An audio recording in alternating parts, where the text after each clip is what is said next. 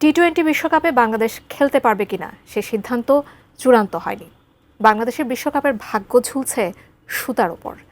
বাংলাদেশের চাওয়া অনুসারে যদি শ্রীলঙ্কায় ম্যাচ না দেয় আইসিসি, তাহলে নিজেদের বিশ্বকাপ খেলার সিদ্ধান্ত নিয়ে ভাববে পাকিস্তান। অথচ আইসিসির এই বৈশ্বিক ইভেন্ট মসৃণভাবেই শুরু হতো যদি আইপিএল থেকে অক্রিকেটীয় কারণে বাদ না পড়তেন মোস্তাফিজুর রহমান। টি-20 বিশ্বকাপ নিয়ে এত জটিলতার পুরোটাই কি মোস্তাফিজের বাদ পড়ার বাটারফ্লাই ইফেক্ট? বিস্তারিত জানাচ্ছেন বদিউজ্জামান মিলন।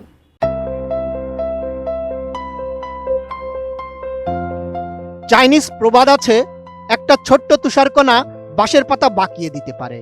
আসন্ন টি-20 বিশ্বকাপ আয়োজন ঘিরে আইসিসি যে বিপাকে পড়েছে, চাইলে চাইনিজ এই প্রবাদের সঙ্গে সেটা মিলিয়ে নেওয়া যেতে পারে। এজন্য পুরোটাই মোস্তাফিজুর রহমানকে অকারণে আইপিএল থেকে বাদ দেওয়ার বাটারফ্লাই ইফেক্ট।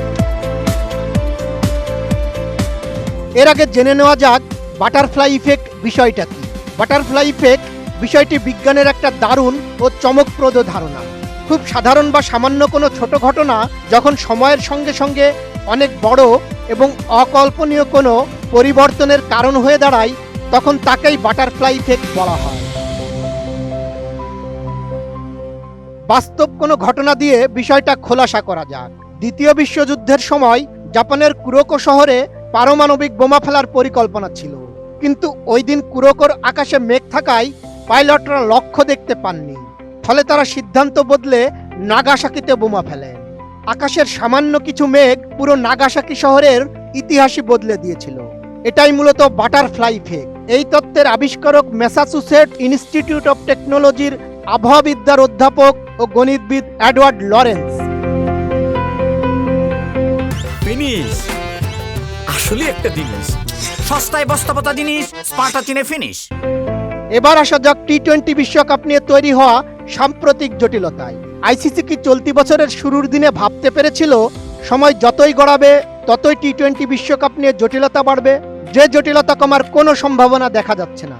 অথচ এই জটিলতার শুরুটা একেবারেই অক্রিকেটীয় কারণে। খেলার মধ্যে অহেতুক রাজনীতি ঢুকে পরিস্থিতি আরও জটিল হয়েছে। প্রথমে আইপিএলের নিলামে কলকাতা নাইট রাইডার্স রেকর্ড 9 কোটি 20 লাখ ভারতীয় রুপি দিয়ে কিনে নেন বাংলাদেশের পেসার মোস্তাফিজুর রহমানকে।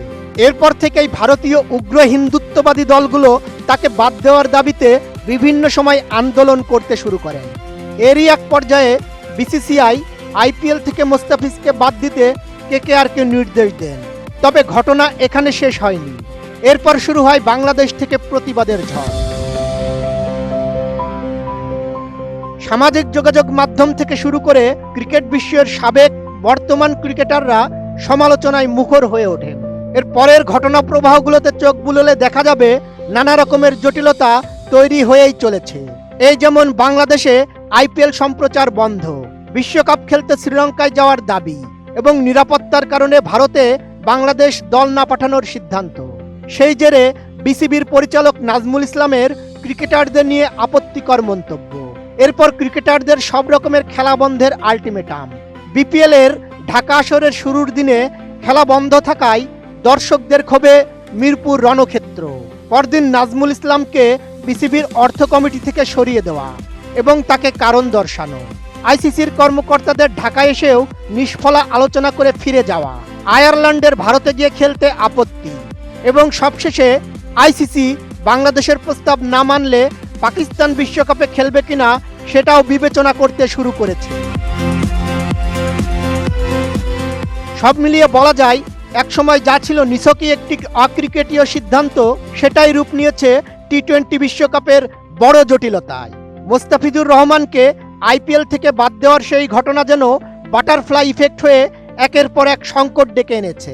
বাংলাদেশের অংশগ্রহণ অনিশ্চিত, আইসিসি চাপের মুখে, আর পাকিস্তানও বিশ্বকাপ নিয়ে নতুন করে ভাবছে। এখন প্রশ্ন একটাই, এই জটিলতার দায় কে নেবে? আর শেষ পর্যন্ত মাঠে নামতে পারবে তো বাংলাদেশ? সেই উত্তর খুঁজতেই তাকিয়ে আছে পুরো ক্রিকেট বিশ্ব। বদিউজ্জামান মিলন, এটিএন নিউজ।